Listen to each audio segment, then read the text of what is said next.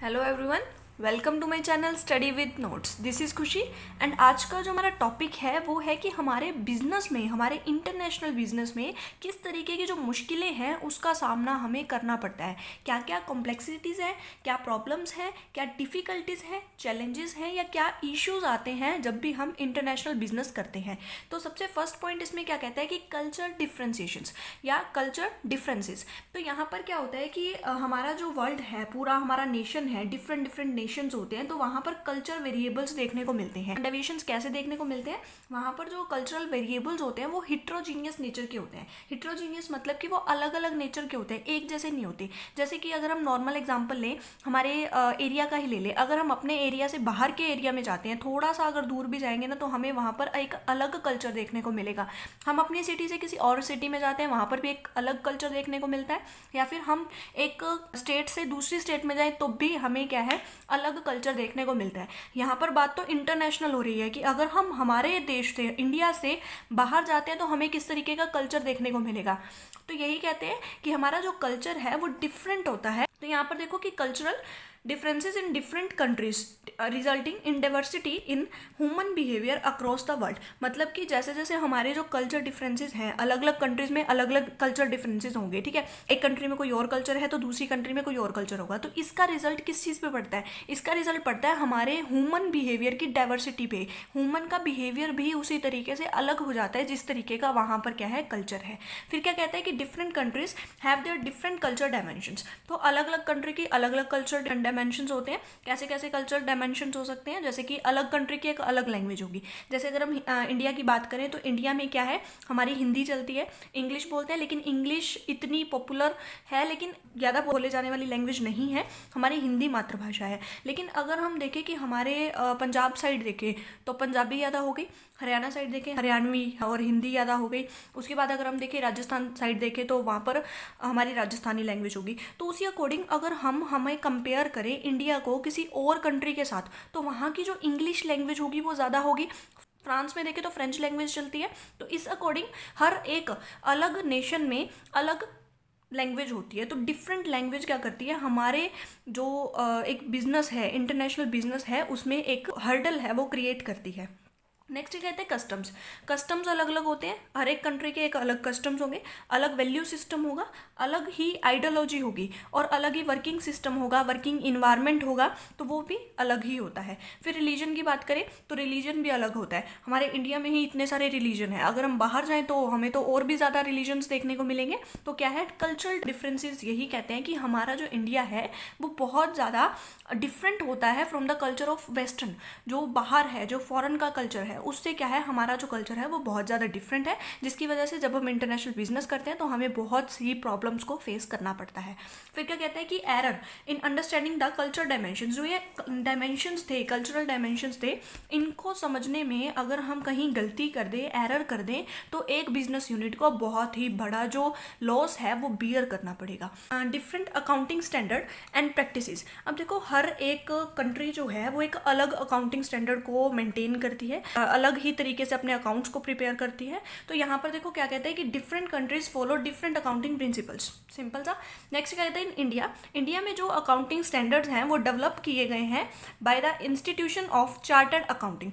ICA के द्वारा हमारे अकाउंटिंग स्टैंडर्ड जो हैं वो डेवलप किए गए हैं। लेकिन अगर हम बात करें यूएसए की, तो यूएसए में क्या है, हमारे अकाउंटिंग स्टैंडर्ड जो डेवलप्ड किए गए हैं, किसके द्वारा किए गए हैं, financial accounting standard board FASB के द्वारा अकाउंटिंग स्टैंडर्ड्स डेवलप किए गए हैं इन यूएसए। नेक्स्ट क्या कहता है कि फ्रांस एंड जर्मनी। अगर हम फ्रांस एंड जर्मनी की बात करें, जो अकाउंटिंग प्रिंसिपल्स हैं या प्रैक्टिसेस हैं वो डेवलप्ड किए गए हैं, डिटरमाइन किए गए हैं by the law and court decision. जो भी लॉ ने कहा या कोर्ट डिसीजन जिस तरीके से आया, उसी तरीके से ही वो क्या करते हैं, अपने जो प्रैक्टिसेस हैं, अकाउंटिंग प्रैक्टिसेस हैं, उनको मेंटेन करते हैं। इसमें किसी भी कोई अकाउंटिंग स्टैंडर्ड नहीं है जो कि डेवलप किया गया हो बाय प्रोफेशनल अकाउंटेंट्स और प्रोफेशनल इंस्टीट्यूशंस। ऐसा कोई भी यहाँ पर जर्मनी और फ्रांस में नहीं है। यहाँ पर सिर्फ सिर्फ लॉ एंड ऑर्डर के अकॉर्डिंग हमारे जो अकाउंट्स होते हैं वो प्रिपेयर किए जाते हैं। तो यहाँ देखो 3-4 कंट्री के अलग अलग सिस्टम देख लिया। अगर हम पूरे वर्ल्ड की जितनी भी कंट्रीज हैं उनका अलग अलग देखें तो हर एक कंट्री क्या है, अपने एक अलग स्टैंडर्ड्स को फॉलो करती है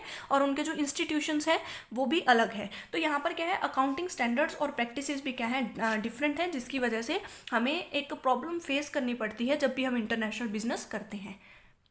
थर्ड हमारा पॉइंट क्या है कि लैंग्वेज बैरियर।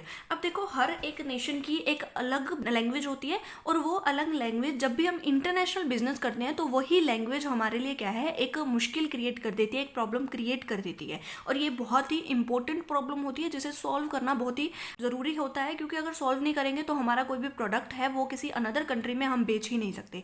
तो यहाँ पर क्या कहते हैं कि there are more than 10,000 languages spoken in the world. पूरे वर्ल्ड में अगर हम बात करें तो 10,000 से भी ज़्यादा लैंग्वेजेस हैं जो बोली जाती हैं। तो यहाँ पर देखो अगर हम एग्जांपल लें तो यूएसए और यूके जो दोनों हैं वो इंग्लिश स्पीकिंग नेशंस हैं। दोनों ही जो कंट्रीज़ हैं उसमें इंग्लिश बोली जाती है, लेकिन वहाँ पर जो वर्ड होता है उसके हर एक वर्ड का जो मीनिंग है उन दोनों ही कंट्रीज़ में अलग है और उनके प्रोनाउंसिएशंस भी अलग हैं, उनकी स्पेलिंग्स भी अलग हैं। तो इस तरीके से कहते हैं कि अगर दो नेशंस जो एक जैसी लैंग्वेज को फॉलो करते हैं लेकिन फिर भी उनमें डिफ्रेंसिएशंस पाए जाते हैं, तो हम तो वो लैंग्वेज बहुत ही कम यूज़ करते हैं इंग्लिश को। हम लोग तो हिंदी या हमारी जो लोकल लैंग्वेज होती है उसे यूज़ करते हैं। तो इंग्लिश जब हम यूज़ करते हैं हमारी तो लैंग्वेज, हमारी तो प्रोनाउंसिएशन बिल्कुल ही नहीं मिलती फॉरेन वालों से। अगर हम कंपेयर करके देखें तो उनकी लैंग्वेज देखना, उनके बोलने का स्टाइल देखना तो बहुत डिफरेंट होता है। तो जब भी हम उनसे किसी भी बात के लिए हम बात करना चाहेंगे, तो हम जब भी करना चाहेंगे तो बहुत ही बड़ी मुश्किल हमारे सामने आती है। तो यही कहते हैं कि it become very difficult to communicate with executives, dealers, customers of another nation. कब जब भी हम उस नेशन के कस्टमर्स के साथ, डीलर्स के साथ या एग्जीक्यूटिव्स के साथ या अनदर किसी भी पर्सन के साथ हम जब भी अपने प्रोडक्ट के बारे में बात करना चाहेंगे, हम अपनी सर्विसेज के बारे में बात करना चाहेंगे, तो हमें बहुत बड़ी प्रॉब्लम क्रिएट हो जाती है वहाँ पर कि हम किस तरीके से बात करें। हमारी प्रोनाउंसिएशन सही होनी चाहिए ताकि उन्हें भी वही वर्ड समझ आए। कई बार हम जो वर्ड बोलते हैं उसका मीनिंग हमारे अकॉर्डिंग कुछ और होता है और उनके अकॉर्डिंग कुछ और होता है, इसलिए भी वहाँ पर एक बैरियर जो है वो क्रिएट हो जाता है। तो लैंग्वेज बैरियर बहुत ही बड़ा बैरियर है इन द इंटरनेशनल बिजनेस। इस बैरियर को सोल्व करने के लिए एक सोल्यूशन है कि हम क्या करें, एक जो ट्रांसलेटर होता है, एक पर्सन जो ट्रांसलेटर जिसको हम बोलते हैं, जो हमारी लैंग्वेज को कन्वर्ट करके इंग्लिश मैन को बताएगा। तो जब भी उस पर्सन को बताएगा तो हमें क्या करना पड़ेगा, उस पर्सन को, उस ट्रांसलेटर को या तो हमें समझाना मुश्किल हो जाएगा या उस पर्सन को कई बार समझना मुश्किल हो जाता है या फिर उसको जो आगे समझाना मुश्किल हो जाता है टू द इंग्लिश पर्सन। या फिर कई बार क्या होता है कि जो वो पर्सन है, ट्रांसलेटर है, वो हाई फीस मांगता है जो हम नहीं पे कर सकते, या ऐसे जो बैरियर्स हैं वो वहाँ पर भी आते हैं। इसलिए जो लैंग्वेज बैरियर है वो सॉल्व बहुत कम होता है। नेक्स्ट हमारा पॉइंट क्या आता है कि कंट्रोल मोर कॉम्प्लेक्स। इसमें क्या होता है, international business is spread over wide geographical area. जो इंटरनेशनल बिजनेस है वो उन सभी एरियाज में फैला हुआ है। कुछ एमएनसीज, बिग एमएनसीज जो होती हैं वो अपने ऑपरेशंस करती हैं मोर देन 150 नेशंस। 150 कंट्रीज से ज़्यादा जो कंट्रीज में ऑपरेशन किया जाता है एमएनसीज के द्वारा, वो क्या करती हैं, due to long distance face to face meetings are not possible. तो इसमें क्या होता है कि अब देखो 150 नेशंस जो हैं उनमें वो अपने काम कर रहे हैं। अब जो लॉन्ग डिस्टेंस है उसको कवर नहीं किया जा सकता, वो फेस टू फेस मीटिंग नहीं कर सकते, वो ऑपरेशन अपनी दूसरी कंट्री में रहने वाले लोगों को नहीं बता सकते कि आपको इस तरीके से काम करना है, इस तरीके से करना है।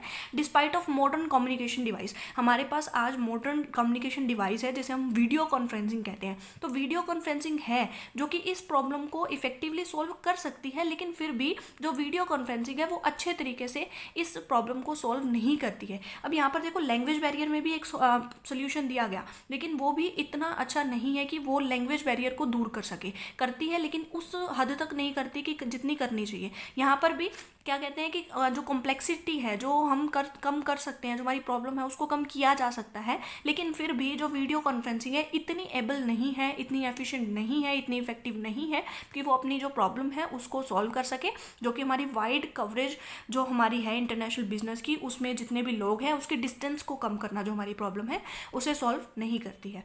नेक्स्ट क्या कहते हैं कि मोर रिस्क इन्वॉल्व। जो इंटरनेशनल बिजनेस है उसमें कुछ ज़्यादा रिस्क इन्वॉल्व होता है as compare to risk in the domestic business. हम डोमेस्टिक बिजनेस करते हैं तो यहाँ पर जो कस्टमर्स होते हैं, जो सप्लायर्स होते हैं, या कोई भी पर्सन है, हमारी पॉलिटिकल सिचुएशंस हैं, या कोई भी पब्लिक का एटीट्यूड है, मार्केट सिचुएशन है, वो क्या रहती हैं, सेम रहती हैं। और चेंजेस भी होंगी तो हमारी कंट्री के अंदर ही होगी, हमें किसी और कंट्री से कुछ लेना देना नहीं है डोमेस्टिक बिजनेस में। लेकिन अगर हम बात करें कि हमें हमारा बिजनेस करना है विद द अनदर कंट्री, किसी और कंट्री से इंटरनेशनल बिजनेस करना है, तो वहाँ पर क्या है, हमें बहुत सारी स्कैनिंग करनी पड़ती है, बहुत सारे हमें एनालिसिस करने पड़ते हैं कि जो हम इंटरनेशनल बिजनेस कर रहे हैं उसमें कोई दिक्कत तो नहीं है, जो हमारा इन्वायरमेंट है वो ज़्यादा कॉम्प्लेक्स तो नहीं है, तो वो स्कैनिंग करनी पड़ती है उसकी कॉम्प्लेक्सिबिलिटी को जानने के लिए। मोर रिस्क इन्वॉल्व, तो कौन कौन से रिस्क इन्वॉल्व होते हैं? The first is a cultural diversities. तो यहाँ पर कल्चरल डाइवर्सिटीज़ मैंने आपको पहले बताया कि अलग अलग नेशन में अलग अलग कल्चरल होता है, तो उसी तरीके से पॉलिटिकल इंस्टेबिलिटीज़। अब पॉलिटिकल कई बार क्या है, इंस्टेबिलिटीज़ होती है। अब आज में क्या है, हमारा और चाइना का अच्छा रिलेशन है, लेकिन अब देखो थोड़े टाइम में क्या पता क्या ऐसी कंडीशन हो कि हमारा चाइना के साथ अच्छा रिलेशन ना हो, और पॉलिटिकल हमें ये बोल दें कि हमें चाइना के साथ किसी भी तरह का कोई ट्रेड नहीं करना, हमें एक्सपोर्ट नहीं करना, हमें इंपोर्ट नहीं करना। तो इस तरीके से जो पॉलिटिकल कंडीशंस लग जाती हैं जिनकी वजह से स्टेबिलिटी खत्म हो जाती है और इनस्टेबिलिटी आ जाती है, तो उसे बोलते हैं political instability. Long geographical distance, हमारा क्या होता है कि जब भी हम एक कंट्री से दूसरी कंट्री पे जब भी हम ट्रेड कर रहे हैं तो हमारा जो जियोग्राफिकल डिस्टेंस है वो बहुत ज़्यादा बढ़ जाता है। हम डोमेस्टिक कंट्री में कर रहे हैं तो वो एक स्टेट से दूसरे स्टेट तक हो सकता है, लेकिन जियोग्राफिकल मतलब एक कंट्री से दूसरी कंट्री तक, तो हमारा क्या है, डिस्टेंस जो है वो बहुत ज़्यादा बढ़ जाता है। फिर क्या कहते हैं, lake of coordination in the business operation. अब यहाँ पर देखो, एक कंट्री में कुछ काम हो रहा है, दूसरी कंट्री में कुछ काम हो रहा है, और कोऑर्डिनेट उस एक कंट्री का दूसरी कंट्री के साथ कोऑर्डिनेशन बना के रखना, उनके साथ बिल्कुल कोऑर्डिनेट करके रखना, ये चीज़ क्या होता है, मुश्किल होता है जब हम इंटरनेशनल बिजनेस करते हैं। फिर क्या कहता है, unfavourable change in government policies. Same वही कि जैसे पॉलिटिकल हमने किया था, वही गवर्नमेंट का आ गया कि जो गवर्नमेंट है उनकी कुछ ऐसी पॉलिसीज आ जाएँ कि वो हमें कह दें कि आप लोगों को किसी पर्टिकुलर कंट्री के साथ आपको ट्रेड नहीं करना है। तो अगर ऐसी कोई पॉलिसी आ जाती है तो क्या है, हमारे लिए कोई प्रॉब्लम क्रिएट हो सकती है कि अब तक हमने कोई कॉन्ट्रैक्ट कर रखा हो उस कंट्री के साथ कि हम आपको इतना एक्सपोर्ट करेंगे या आप हमें इतना एक्सपोर्ट करना। तो इस तरीके से गवर्नमेंट पॉलिसीज़ की वजह से हमारे जो रिस्क होता है वो आ जाता है। फिर क्या कहते हैं, नेगेटिव पब्लिक एटीट्यूड। अगर हमारी कंट्री में देखो, जैसे अब चाइना के प्रोडक्ट्स को लेके काफ़ी सारा हमारा क्या है कि नेगेटिव एटीट्यूड बना है कि चाइना के जो प्रोडक्ट्स हैं उनको हमें नहीं लेना है, बहिष्कार करना है। तो उस तरीके से हमारा क्या है, एक नेगेटिव पब्लिक एटीट्यूड बना है कि हमें चाइना के प्रोडक्ट्स नहीं लेने और हमें क्या है, उनसे इम्पोर्ट नहीं करवाना है। ठीक है। उसके बाद क्या कहता है, unfavourable changes in foreign market situation. अब कई बार क्या होता है, जो फॉरेन मार्केट होती है, फॉरेन मार्केट पे मैंने एक अलग वीडियो बनाई है जो कि बहुत ही अच्छा टॉपिक है कि फॉरेन मार्केट क्या होता है। मतलब एक कंट्री की दूसरी कंट्री के साथ जब भी हम ट्रेड करते हैं तो उस वक्त हमारी फॉरेन मार्केट, वो जो सेकंड मार्केट होगी वो हमारे लिए फॉरेन मार्केट हो जाती है। तो उसकी अगर सिचुएशन क्या है, हमारे लिए अनफेवरेबल हो जाती है, तो भी हमें क्या है, कोई प्रॉब्लम्स जो होती हैं वो फेस करनी पड़ती हैं, और ऐसा रिस्क हमारे जो इंटरनेशनल बिजनेस होता है उसमें इन्वॉल्व होता है। फिर क्या कहते हैं, unfavourable change in exchange rate. Exchange rate देखो, इसमें एक्सचेंज रेट जो होता है ना, मतलब वो रेट जिसमें हम क्या है, अपनी करेंसी को चेंज करते हैं। जैसे अगर मैं एक एग्जांपल दूं डॉलर का, क्योंकि डॉलर पॉपुलर है हमारे इंडिया में, तो एक डॉलर लेने के लिए हमें 75 रुपीज़ आज का रेट है, हमें 75 रुपीज़ जो हैं वो देने पड़ेंगे। तो इस तरीके से कहते हैं कि अगर इसमें जो चेंजेस होते रहते हैं, जो फॉरेन एक्सचेंज रेट्स होती हैं, ये फ्लक्चुएट होती रहती हैं, डेली कभी बढ़ जाती हैं कभी कम हो जाती हैं। तो उस अकॉर्डिंग अगर अनफेवरेबल चेंज हो जाए, हमारे फेवर में वो चेंजेस ना हो, तो क्या है, हमें रिस्क बियर करना पड़ता है। तो इस तरीके के जो रिस्क होते हैं वो इन्वॉल्व होते हैं। नेक्स्ट हमारा पॉइंट आता है different in consumer taste and preference. इसमें देखो क्या होता है कि हमारी कंट्री के जो पर्सन्स हैं, कंज्यूमर्स हैं, कंज्यूमर के जो ग्रुप्स हैं, उनका टेस्ट और होता है किसी भी चीज़ को लेके, और जो फॉरेन कंट्रीज़ हैं उनका टेस्ट और होता है। जैसे अगर हम बात करूँ, एक एग्जांपल दूँ जिससे आपको अच्छे से क्लियर होगा, कि जैसे हमारे इंडिया में सलवार सूट पहनी जाती है, लेकिन अगर मैं क्या करूँ, अपनी एक इंडस्ट्री लगा दूँ कॉटन के, टेक्सटाइल की, और मैं वही जो सूट्स हैं वो फ़ॉरेन में जाके बेचूँ, क्या वो लोग खरीदेंगे? कोई रेयर चांस होगा कि 2-4 लोग खरीद ले, या फिर जो लोग इंडिया के वहाँ रह रहे हैं वो लोग खरीद सकते हैं, अदरवाइज वहाँ पर एक हैवी डिमांड जनरेट नहीं होगी। इस तरीके से क्या कहता है कि हमें उनके टेस्ट और प्रेफरेंस के अकॉर्डिंग ही किसी भी प्रोडक्ट को बनाना चाहिए। क्या पता उनका टेस्ट और प्रेफरेंस बहुत जल्दी चेंज हो जाए, जिसकी वजह से हमें फिर डिफिकल्टी को फेस करना पड़े। तो वही चीज़ आती है, due to different group culture, हमारा कल्चर हो रहा है, उनका कल्चर हो रहा है, क्लाइमेट चेंज है, फूड हैबिट्स हम सबकी अलग हैं, उसके बाद लिटरेसी लेवल वो ज़्यादा एजुकेटेड होते हैं as compare to India, and जो हमारी इकोनॉमिक डेवलपमेंट है वो भी अलग है। जो फॉरेन कंट्रीज़ होती हैं वो ज़्यादा डेवलप्ड होती हैं एज़ कम्पेयर टू इंडिया। तो यहाँ पर क्या कहते हैं कि यहाँ पर एक डिफ्रेंसिएशन देखने को मिलता है, और जो कंज्यूमर्स होते हैं डिफरेंट नेशन हैं, the different expectation of the products. हमारे जो डिफरेंट नेशंस होते हैं, डिफरेंट कंट्रीज़ होती हैं, तो वहाँ के जो कंज्यूमर्स होते हैं उनकी एक्सपेक्टेशन भी उसके अकॉर्डिंग ही हो जाती है। कि हमारे इंडिया में जैसे वही चीज़ की किसी भी प्रोडक्ट की अगर डिमांड है तो ज़रूरी नहीं वो फॉरेन में भी हो, फॉरेन में किसी और चीज़ की डिमांड ज़्यादा होगी, जो फॉरेन में होगी वो इंडिया में नहीं होगी। तो इस तरीके से जो टेस्ट और प्रेफरेंस होते हैं एक कंज्यूमर के, वो नेशन वाइज चेंज हो जाते हैं। It become very difficult for the global manufacturer to design the customized product for their heterogeneous groups। Groups क्या है? heterogeneous है, अलग अलग टाइप के ग्रुप्स हैं, और अलग अलग टाइप के ग्रुप्स को एक जैसा कस्टमाइज प्रोडक्ट जो सभी कंज्यूमर्स को पसंद आ जाए उसको प्रोड्यूस करना बहुत ही मुश्किल होता है। डिफरेंस होता है in consumer taste and preference. Next क्या कहता है कि uncertainty in government policy. Government policy को हम पहले ही डिस्कस कर चुके हैं कि गवर्नमेंट क्या करती है, कई बार कुछ ऐसी पॉलिसी लेके आती है जिसकी वजह से हमें क्या है बहुत लॉस बियर करना पड़ता है और हमें रिस्क होता है इस चीज़ का। If the government of importing nation और एक्सपोर्टिंग नेशन, चाहे वो इम्पोर्टिंग नेशन की गवर्नमेंट हो या एक्सपोर्टिंग नेशन की हो, जो गवर्नमेंट होती है वो अनस्टेबल होती है, ठीक है। तो यहाँ पर कुछ अनसर्टेनिटी, कुछ रिस्क रहते हैं रिगार्डिंग टू टैरिफ रेट्स, कि कई बार टैरिफ रेट्स बढ़ा दिए जाएंगे। इंपोर्ट लाइसेंसिंग कई बार हम फ्रीली कर रहे होते हैं, बिना लाइसेंस के इंपोर्ट एक्सपोर्ट कर रहे होते हैं, लेकिन आफ्टर दिस गवर्नमेंट एक पॉलिसी ले आई कि आपको लाइसेंस लेना ज़रूरी है। तो वहाँ पर क्या है, हमें लाइसेंस की ज़रूरत पड़ेगी, एक प्रोसीजर फॉलो करना पड़ेगा। अगर कोटा फिक्स कर दे तो भी हमें क्या है मुश्किल क्रिएट हो जाएगी। वहाँ पर परमिट के लिए कह दे कि अगर आप कुछ भी करना चाहते हो तो आप पहले परमिशन लो, परमिट लो, उसके बाद ही आप कर सकते हो। तो यहाँ पर कोई भी पार्टी ऐसी नहीं होगी जो लॉन्ग टर्म जो प्लान है वो कर सके इन द इंटरनेशनल बिजनेस। तो यहाँ पर जब भी गवर्नमेंट पॉलिसी के में अनसर्टेनिटी होगी, गवर्नमेंट जो है वो अनसर्टेन होगी, उनकी policies time to time change होती रहती है, तो यहाँ पर जितने भी कंट्री नेशंस हमारी इंटरनेशनल बिजनेस कर रहे हैं तो उनके लिए मुश्किल हो जाएगा कि वो लॉन्ग टर्म प्लान बनाए, लॉन्ग टर्म एग्रीमेंट करें। तो इसमें क्या है, अनसर्टेनिटी रहती है। नेक्स्ट क्या कहता है कि ब्यूरोक्रेटिक हर्डल्स।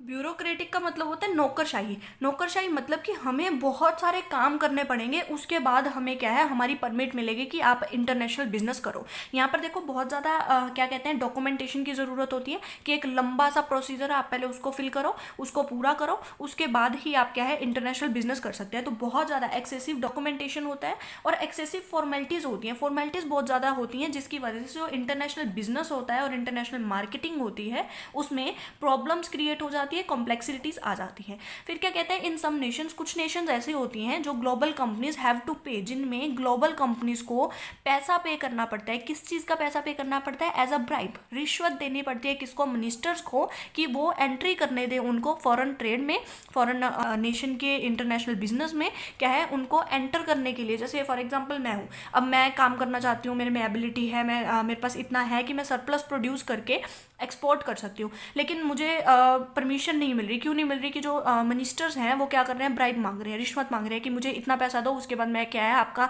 जितनी भी फॉर्मेलिटीज़ आपको वो करने की ज़रूरत नहीं है, और अब साथ के साथ क्या है अपना एक डॉक्यूमेंट ले लो कि हाँ आप लोग परमिट हो कि आप ये काम कर सकते हो, आप एक्सपोर्ट कर सकते हो, आप इम्पोर्ट कर सकते हो। तो उस तरीके से क्या है ब्राइब भी बहुत ज़्यादा चलती है। उसके बाद क्या कहता है कि फॉरेन एक्सचेंज फ्लक्चुएशंस। अब मैंने आपको पहले बताया कि जो हमारे फॉरेन रेट होते हैं वो फ्लक्चुएट होते रहते हैं, कभी फॉरेन रेट बढ़ जाती है, कभी फॉरेन रेट कम हो जाती है। तो वही चीज़ कहते हैं कि foreign rate of two nation never remain static, वो सेम नहीं रहती, फ्लक्चुएट होती रहती है। सम टाइम जो करेंसी है वो अप्रिशिएट हो जाती है और सम टाइम डेप्रिशिएट हो जाती है। कई बार जो करेंसी का रेट होता है वो बढ़ जाता है, कई बार कम हो जाता है। जैसे मैंने आपको बताया कि $1 लेने के लिए हमें 75 रुपीज़ देने हैं, और 75 रुपीज़ जो हैं वो हमेशा स्टेबल नहीं रहते, कभी वो 74 हो सकते हैं, 73 हो सकते हैं, और कई बार क्या है 77 हो सकते हैं, 78, 80 कुछ भी हो सकता है, फ्लक्चुएट होते रहते हैं। इसलिए कहते हैं कि कभी वो अप्रिशिएट होते हैं, कभी वो डेप्रिशिएट होते हैं, ठीक है। उसके बाद क्या कहते हैं कि अनफेवरेबल अगर चेंज आ जाते हैं in the foreign exchange rate, तो हमारा क्या होगा, बहुत ज़्यादा बिग लॉस हो जाता है टू एक्सपोर्टर और इम्पोर्टर। अगर हम इम्पोर्ट कर रहे हैं तो हमें कई बार लॉस हो जाता है, कई बार हम एक्सपोर्ट कर रहे हैं तो हमें एक्सपोर्टर के टाइप में लॉस हो जाता है। तो ये था हमारा फॉरेन एक्सचेंज फ्लक्चुएशन होने की वजह से हमें किन प्रॉब्लम्स को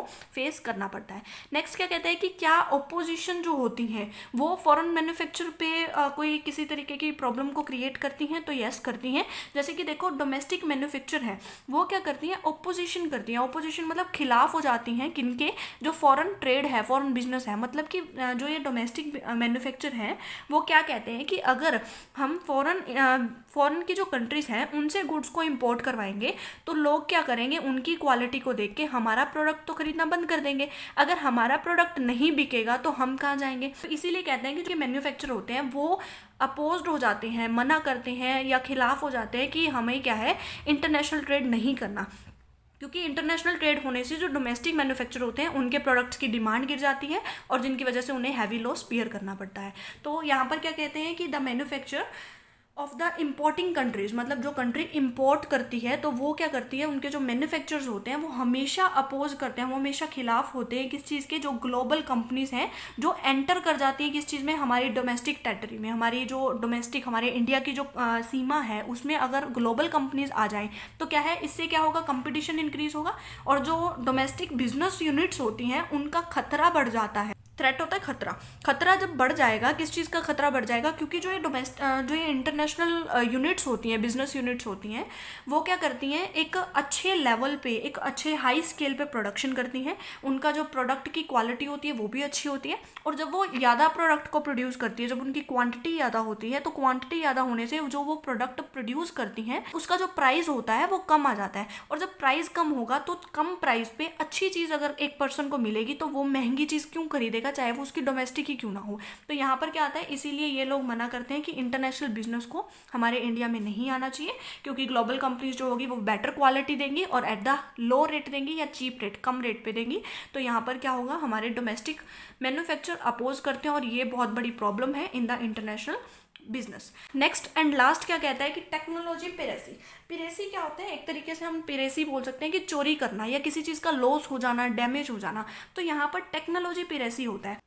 कुछ इंटरनेशनल जो मैन्युफैक्चरर्स होते हैं वो क्या कहते हैं कि अगर हम हमारी टेक्नोलॉजी को किसी अनदर नेशन में लेके जाएंगे तो वो जो अनदर नेशन है ना वो कुछ टाइम बाद हमारी चीज़ को समझ लेगा और उसी अकॉर्डिंग ये टेक्नोलॉजी अपनी डेवलप्ड करके हमें क्या है, अपनी कंट्री से बाहर निकाल देगा। इसलिए जो कुछ इंटरनेशनल बिजनेस होते हैं वो किसी अनदर नेशन में जाना ही नहीं चाहते, क्योंकि उनकी जो टेक्नोलॉजी है उसको चोरी कर लिया जाता है या उनकी टेक्नोलॉजी का लॉस हो जाता है या डैमेज हो सकता है। किस तरीके से, in some nation patent act is not strictly implemented. देखो पेटेंट क्या होता है, जब भी हम किसी रिसर्च कर लेते हैं, कोई डेवलपमेंट करते हैं या कोई भी ऐसा नया फॉर्मूला बना देते हैं या कुछ भी न्यू करते हैं तो हम क्या करते हैं, पेटेंट करवा लेते हैं उस पर। और पेटेंट के थ्रू क्या होता है कि वो चीज़ को, उसी सेम फॉर्मूले को कोई अनदर पर्सन यूज़ नहीं कर सकता without the permission of Dooj company जिसने उसे डेवलप किया है। तो यहाँ पर जो कुछ नेशंस होती हैं वो पेटेंट एक्ट को फॉलो ही नहीं करती, स्ट्रिक्टली फॉलो नहीं करती, जिसकी वजह से क्या है, जो उनकी टेक्नोलॉजी होती है, एडवांस टेक्नोलॉजी जो उन्होंने पेटेंट करवाई है, तो वो क्या होती है, उनकी पिरेसी में चली जाती है। लीड्स टू पिरेसी मतलब उसको लॉस हो जाता है। तो जो डोमेस्टिक मैन्युफैक्चर होते हैं ऑफ होस्ट नेशन में start manufacturing duplicate of foreign goods. तो यहाँ पर जिन लोगों ने क्या है, पेटेंट को फॉलो नहीं किया और उन्होंने क्या है, उनकी टेक्नोलॉजी को चोरी कर लिया है, तो उससे क्या हो जाता है कि जो डोमेस्टिक कंट्री होगी, जैसे कि हमारी कंट्री में कोई आया पर्सन अपनी टेक्नोलॉजी लेके आया, तो हमने क्या किया, उसकी टेक्नोलॉजी देखी कि वो किस तरीके से काम करता है, किस फॉर्मूले को अप्लाई करता है। तो ऐसे तो हमने देखा और हमने क्या किया, उसी सेम तरीके से डुप्लीकेट प्रोडक्ट्स बनाने शुरू कर दिए उसी टेक्नोलॉजी से। तो यहाँ पर क्या हुआ, तो जो फॉरेन कंपनीज होती हैं वो इस चीज़ में हेजिटेट करती हैं कि हम लोग ऐसे नेशंस में जाएंगे ही नहीं जहाँ पर क्या है, पेटेंट एक्ट को स्ट्रिक्टली फॉलो नहीं किया जाता और जहाँ पर हमें खतरा है कि हमारे जो टेक्नोलॉजी है उसका मिसयूज़ किया जाएगा या फिर हमारी जो टेक्नोलॉजी है उसको डैमेज या लॉस होगा। तो इस तरीके से ये भी एक प्रॉब्लम क्रिएट होती है कि लोग जो हैं वो इंटरनेशनल बिजनेस नहीं करना चाहते। तो ये मैंने कुछ आपको तरीके बताए जो प्रॉब्लम क्रिएट करते हैं इनटू द इंटरनेशनल बिजनेस। इसके नोट्स जो हैं वो आपको डिस्क्रिप्शन में एक लिंक होगा और उससे आप इस नोट्स को, जो मैंने आज करवाया है, इसके नोट्स आप डाउनलोड कर सकते हैं। एंड अगर आपको वीडियो पसंद आए तो लाइक करना, सब्सक्राइब करना मेरे चैनल को, share this video with your friends and keep supporting to me. Thank you so much for listen me very carefully.